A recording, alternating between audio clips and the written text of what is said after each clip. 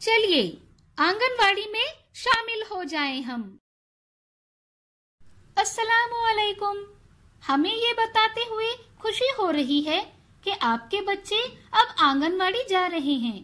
अब ये देखना अहम होगा कि आपका बच्चा आंगनवाड़ी में बगैर रोए दूसरे बच्चों के साथ कैसे रहता है।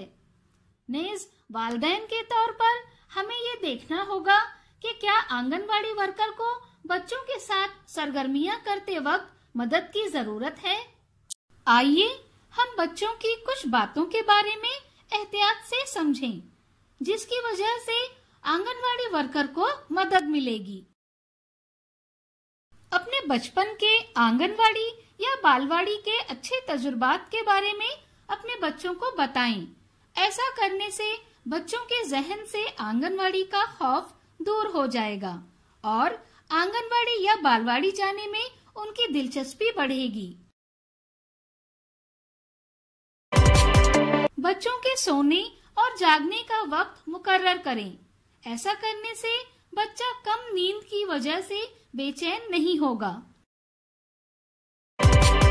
बच्चों की मुकर्ररा वक्त पर बैतुल खला जाने की आदत बनाएं, ताकि दूसरे बच्चों के सामने उसका मजाक ना बने।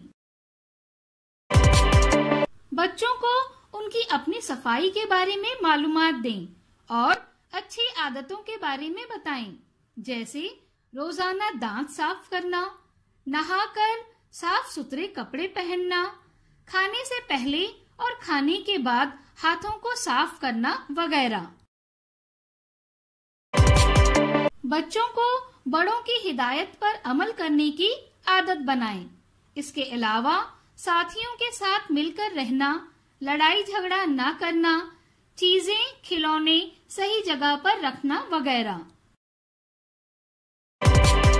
आहिस्ता आहिस्ता बच्चों को गुड टच और बैड टच के बारे में मालूमात देना शुरू करें।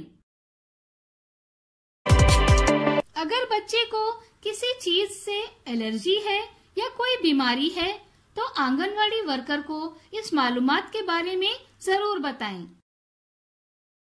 उम्मीद है कि इस वीडियो में दी गई मालूमात को आपने समझा होगा। ऐसे ही नई मालूमात के साथ फिर मिलेंगे। तब तक के लिए शुक्रिया।